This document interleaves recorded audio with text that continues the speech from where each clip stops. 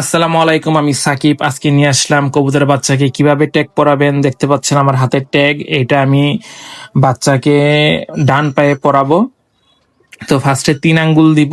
3 আঙ্গুল দেওয়ার পরে আস্তে করে গোড়ালিতে নিয়ে শেষে ছোট আঙ্গুল যেটা থাকে 4 নম্বর আঙ্গুলটা, এটা আস্তে করে বের করে দিব যাতে না ভাঙে। এটা সেদিকে খেয়াল রাখবেন। আর ওই যে সিলভার সাইডটা একটু উপর দিকে দিবেন, তাহলে ভালো হয়, সৌন্দর্য আর কি।